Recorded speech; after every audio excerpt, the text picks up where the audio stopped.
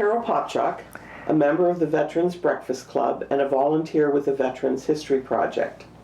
Our conversation today is with Marie Youst Graham, a World War II veteran from the U.S. Coast Guard SPARS, the all-women's branch.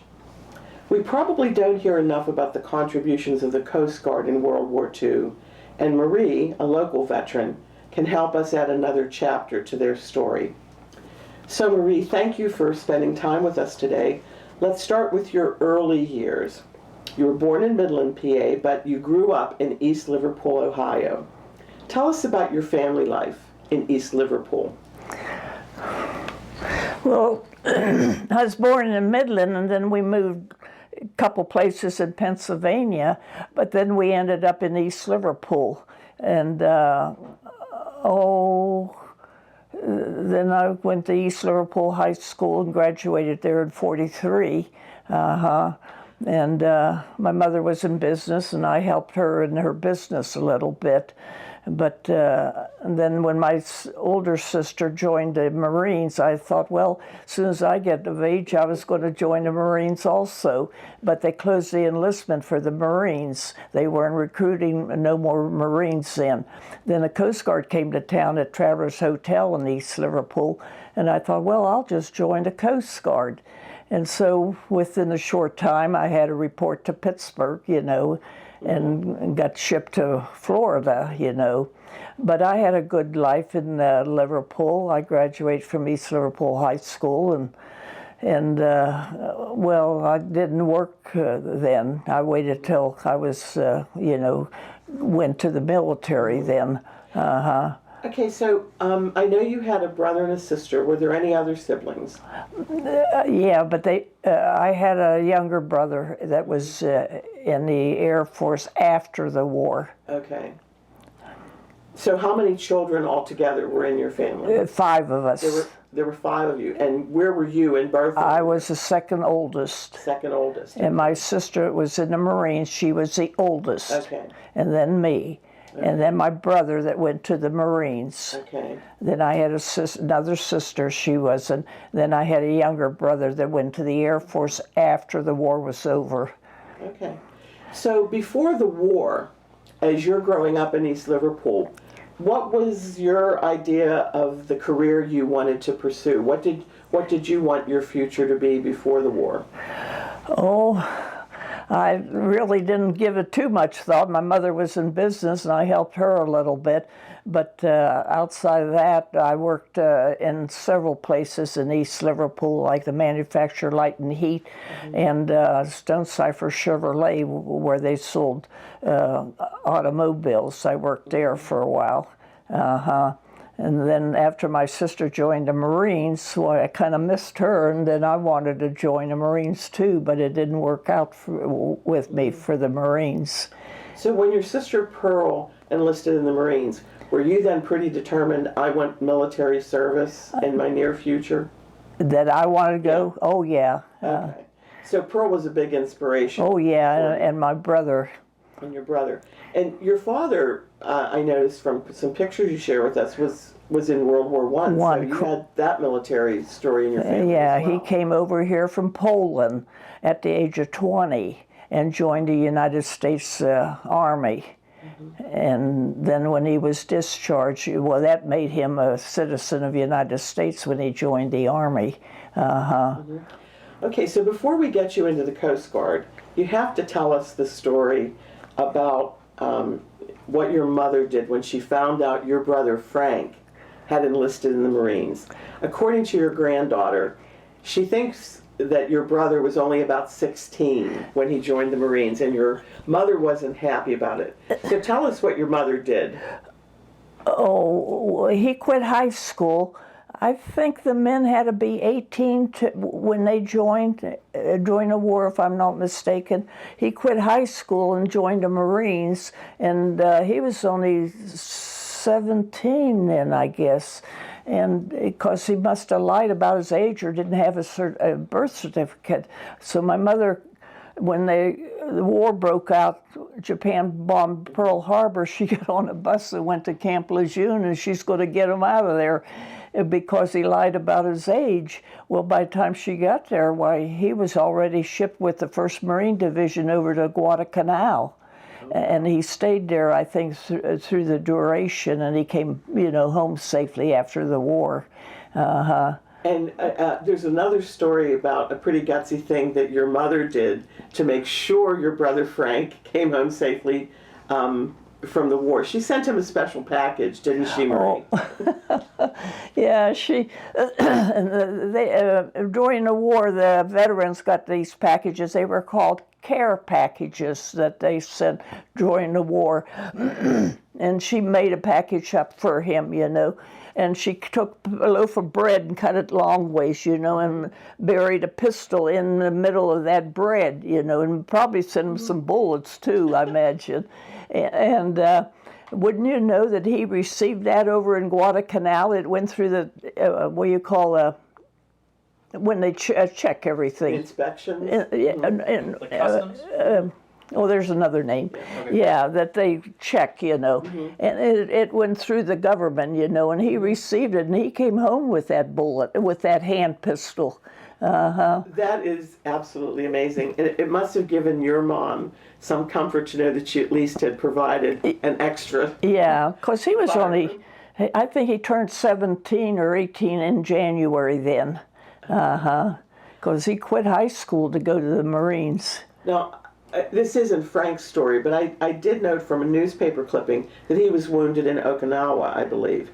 He was what? Wounded at Okinawa. Oh. So he did have quite a slog with the Marines. Yeah. And it's a wonderful story that he came back with pistol in hand. Now, you've already told us that you joined the Coast Guard because the Marines had closed their doors to new enlistments, yeah, and you still wanted military service. When the Coast Guard came to town, you signed up. Not a whole lot is necessarily known about the SPARS, the women's branch of the Coast Guard Reserve. So let's do a little brief history of the SPARS and then talk about your specific service. The SPARS is the women's branch of the Coast Guard.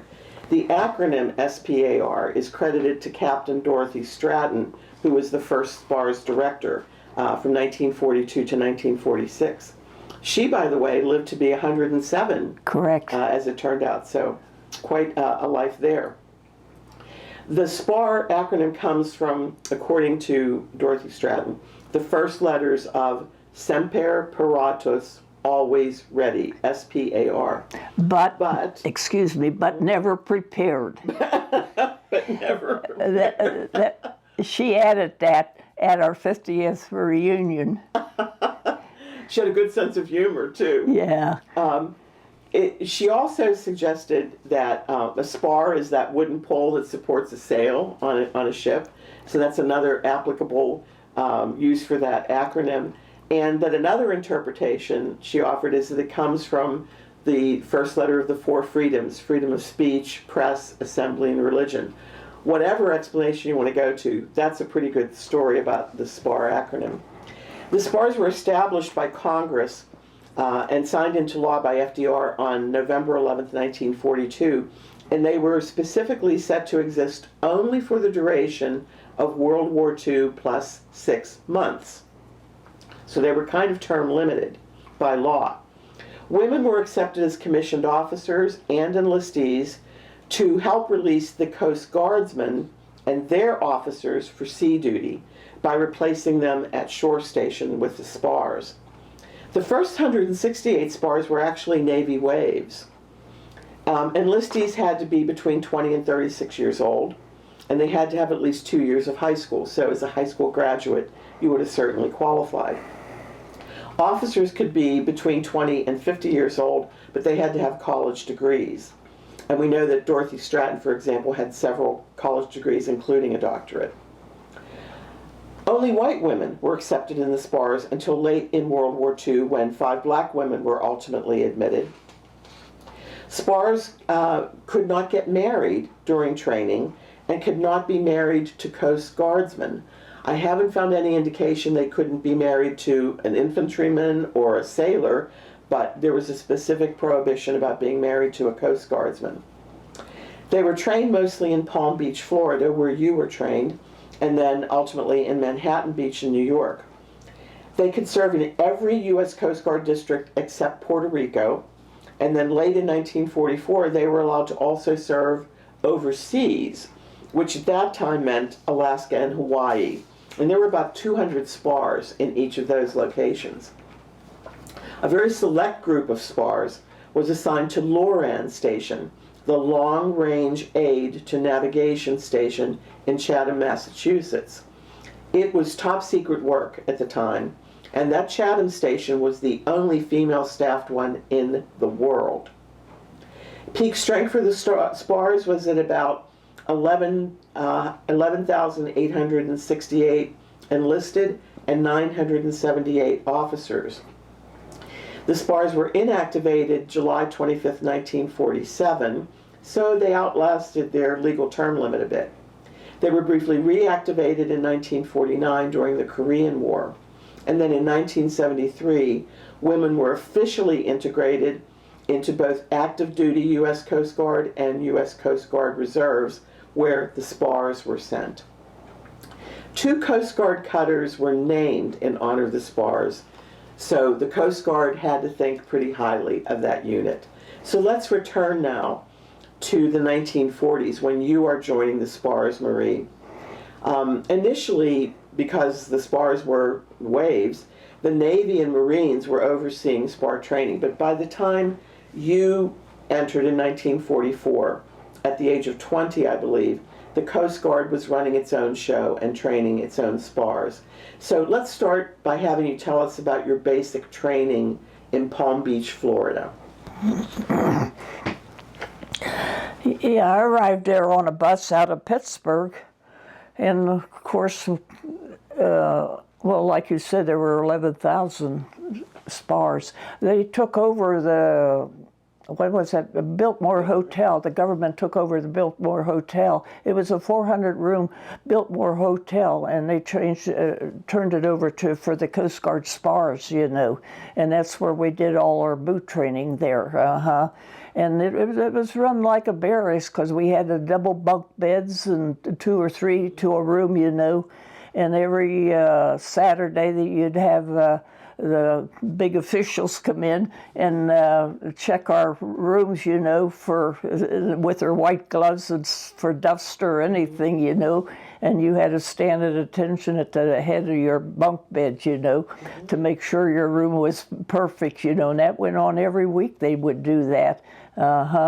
And then, of course, while I was in boot training, I went to school, too. You had a choice of what field you wanted to take, and I chose the secretarial field because I was a typewriter. I mean, I could type, you know, a lot and everything.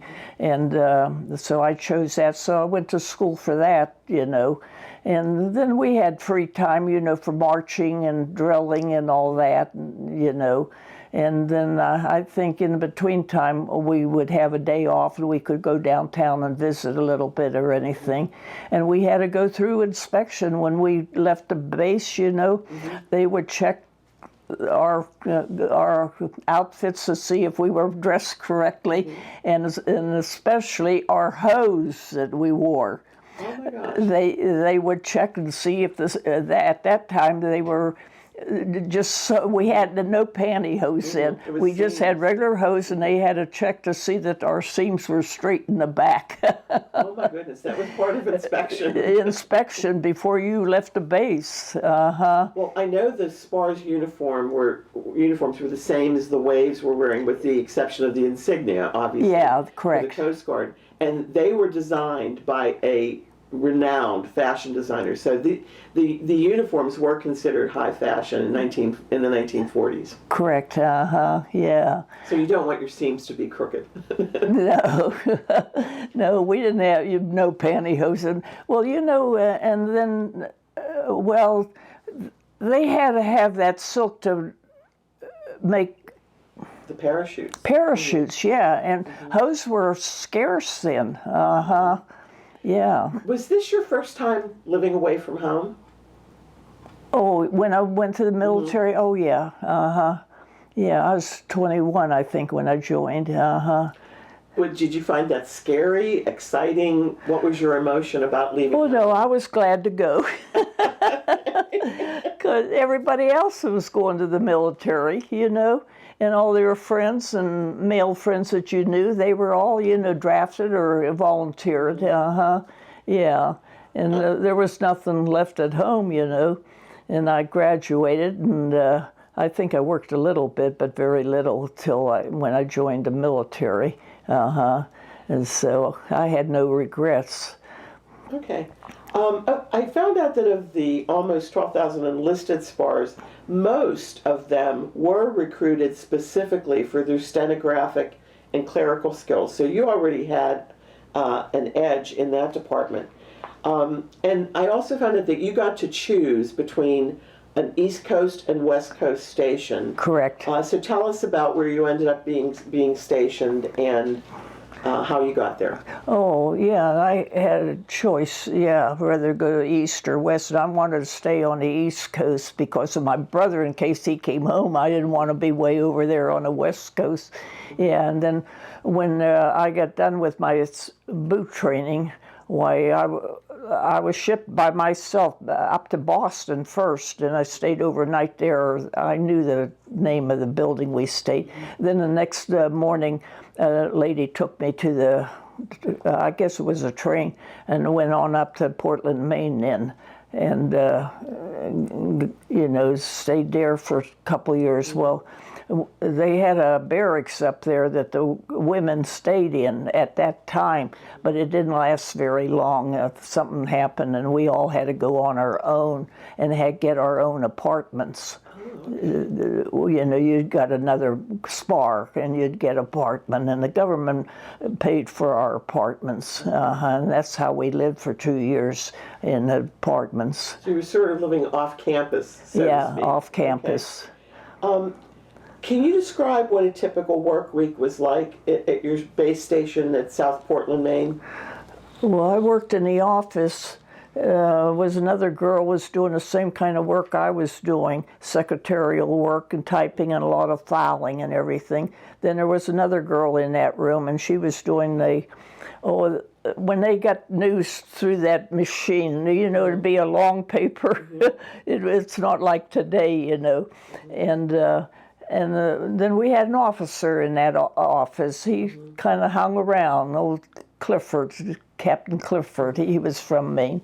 And the recruits would come in there. Ones would be transferred or getting discharged or being shipped out to sea to protect the lighthouses. And they'd bring those ones that were out there, they'd bring them in, and they'd send a new bunch of men out there. And those guys that protected the lighthouses, every time they come in, they were due for furlough, Okay. And we had to write up papers for them, to go on furlough. So all necessary paperwork, and again, pointing to the value of the SPARs, you were able to take over a job that freed up the men to go out on the Liberty ships and guard the lighthouses. Correct. Okay. So you're doing this pretty much as a 5-day-a-week, or is it a 7-day-a-week job? No, I think we were off on weekends a lot. Yeah, we worked like 5 days a week, because on some of the weekends, 2 or 3 of us girls would get together and get a train and go to Boston or go to New York and spend the weekend, and go to the shows down there and return back to our station, for Monday's work, yeah. So I kind of think we must have had Sundays off, I imagine. Yeah, it's so long ago, it's hard to remember. Well, I think it's, again, it's part of your story about your horizons expanding, coming from, Western Pennsylvania, Ohio, West Virginia, and ending up in New England. Yeah, clear up there. On the Atlantic coast. That's a big Oh, jump. yeah, So all by myself, they send you. Yeah. During your time at the base station in South Portland, Maine, did the Coast Guardsmen ever come back to the office and share any war stories with you, or any adventures that they were experiencing out in the sea? Oh, no, not too much. No. No, the only ones that would come in there that needed paperwork done, you know, and once you did the paperwork for them, they're gone. Okay. So it was a very utilitarian relationship. What's your best memory of being a SPAR in the war years? What's the fondest memory you have? Oh, I don't know. I enjoyed it. I had no regrets, you know, and it was a good life. I wouldn't recommend it to any young girl today, you know, because I mean, you had to follow rules and things, you know, and I had no regrets spending 2 years there. Then I had to stay after the war for a whole year. I didn't get out when the war was over because of the paperwork that had to be done. They still had need for you to help Oh with the yeah, process. yeah. I didn't get out till 46, a year later. So what did you find most challenging about being a SPAR? What was your most difficult work or your most difficult day? Oh, really, I had a good life, I'll tell you, when I was in the SPARS, you know. Nothing was really difficult, you know. Sometimes you'd have a roommate and she had to be transferred or something, then you had to get another new roommate. You know, you kind of hated to lose your roommate, you know. But outside of that, I had no problem that way. And I mean, you know, it was real congenial with the girls and everything. There was no problem. Did that carry over to the relationship between the enlisted women and the officers in the SPAR? Oh, yeah. I know you ultimately had a chance to meet Dorothy Stratton, the captain of the SPARS.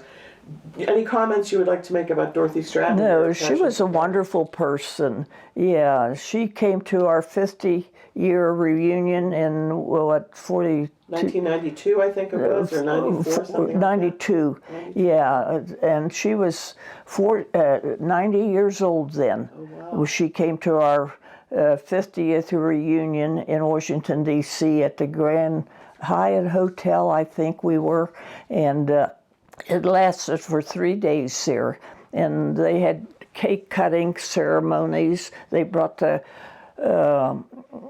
Coast Guard cutter SPAR down from South Portland and had a cake cutting ceremony on that cutter, you know. Then they had 2 other cake cutting ceremonies at different places. And they had a memorial service. They had all kinds for those 3 days we were, and the Coast Guard band played, and there was always something in those 3 days that occupied our time. And that's when Dorothy Stratton showed up.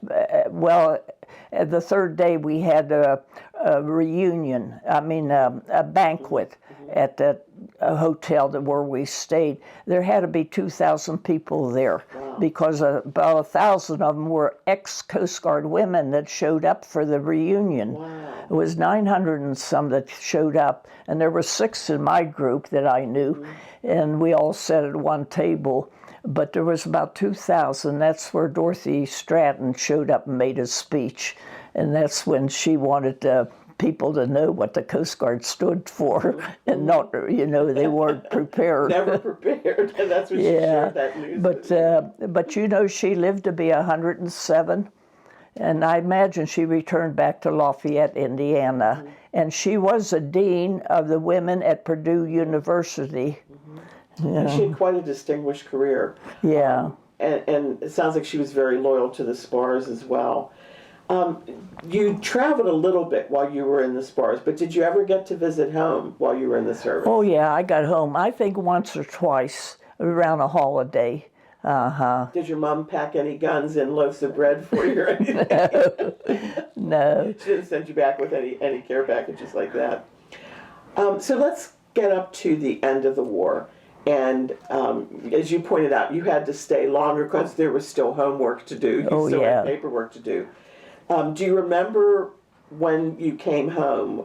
You were discharged from Boston in 1946. Can you remember what that whole process was like and your homecoming? Oh, in May of 46, yeah. We stayed there overnight, and then I was discharged. They had an office there that I was discharged, you know.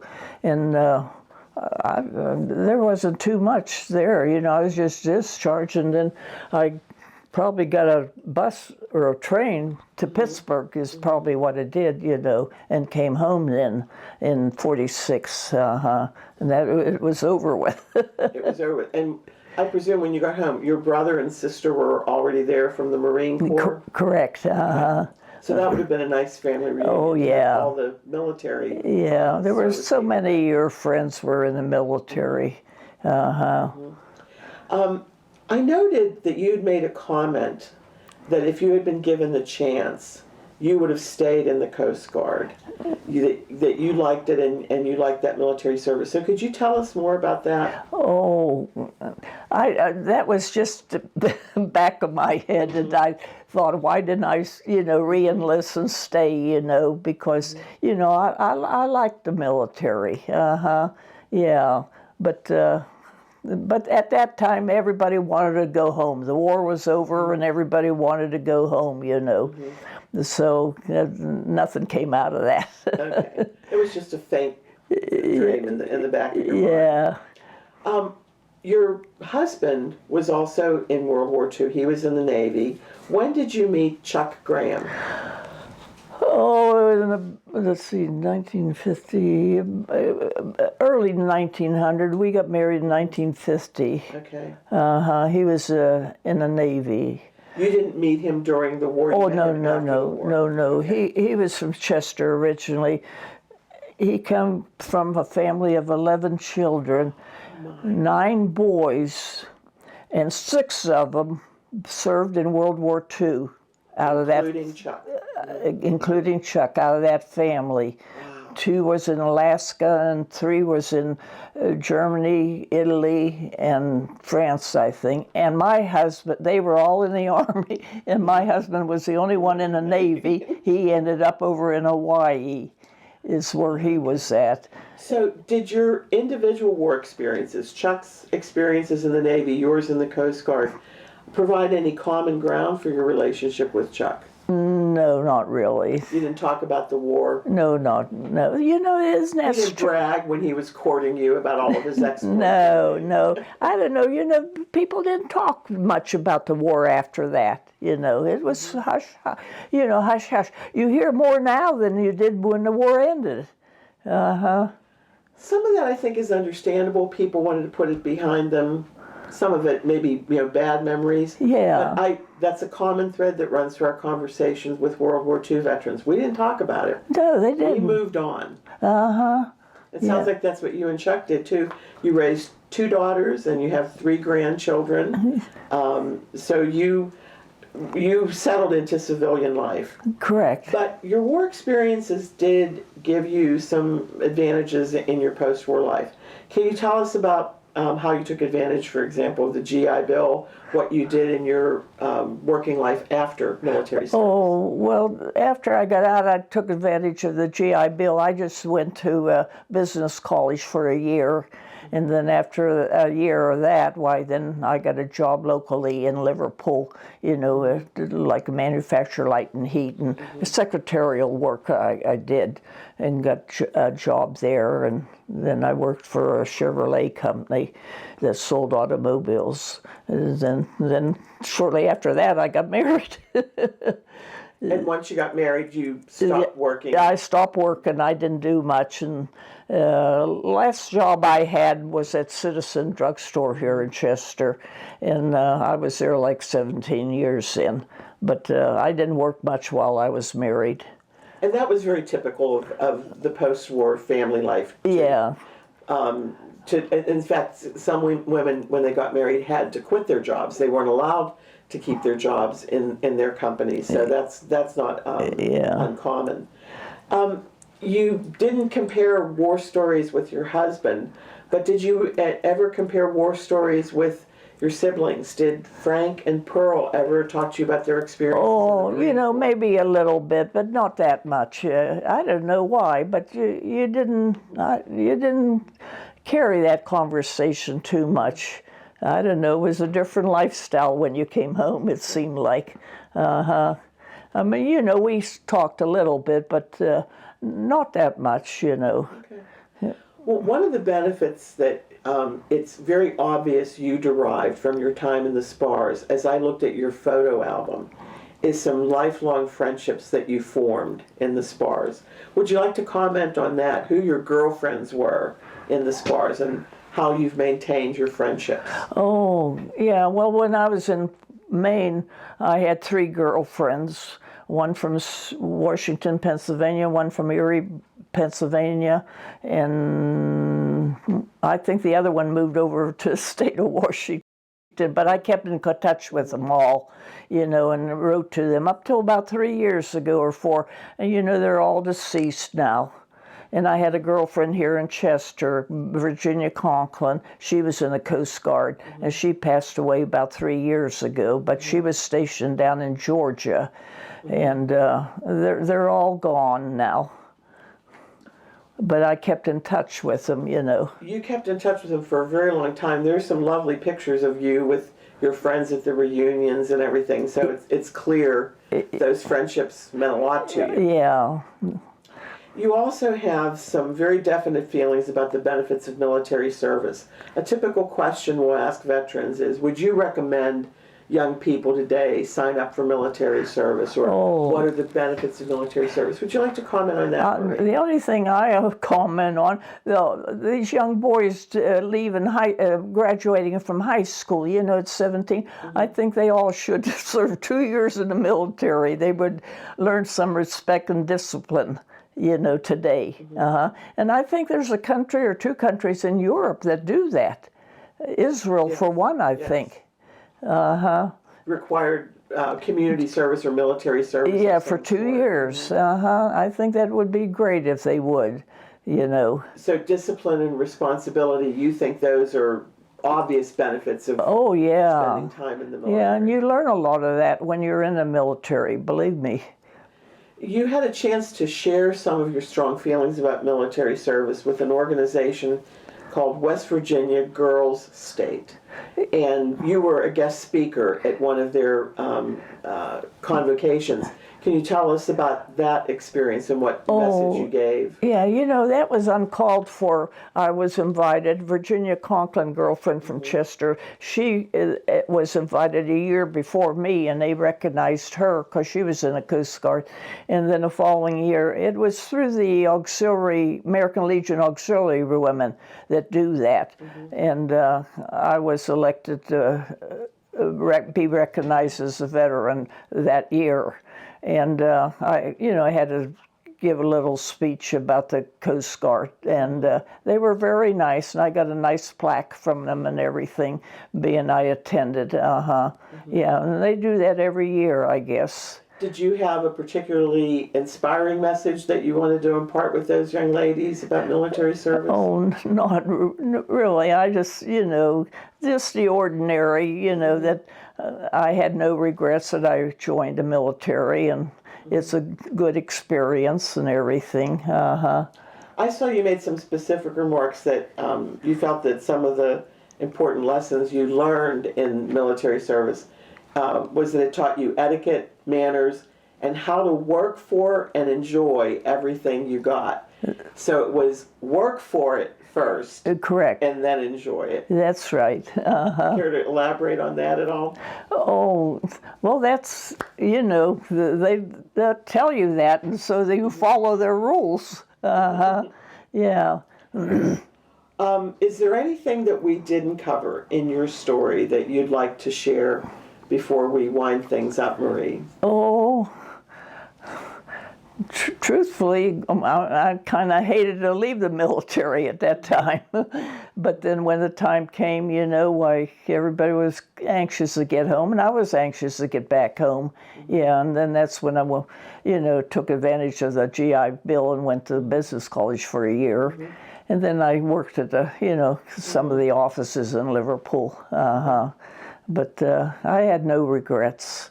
It was a great experience. So it was 2 years of your life, but really life-changing years. Oh, yeah. As you experienced it. I think that a lot of veterans would echo those comments. I'm glad that your war experience was not traumatic. And speaking from a personal note for just a moment here, I've recently been digging into the personnel file of a relative of mine who was killed in World War II. And I've really come to appreciate the importance of the clerical and stenographic work of the military during the war years, because it's their diligence, their accuracy, and their hard work that has enabled me to go back and find missing pieces to a very important story in our family's military history. Yeah. So I would never downgrade the importance of secretarial work, clerical work, stenographic work, and I thank you for that part of your service. Well, you're I'm welcome. certainly a beneficiary. Uh-huh. Want to thank you for spending this time with us today, Marie, to share your story. I thought we'd close today with a couple of stanzas from the Coast Guard marching song, Semper Paratus. I was looking over the 4 verses and thought, wow, this is a pretty gutsy marching song, and a lot of people know the melody but might not know the words. So we're going to share a few with them.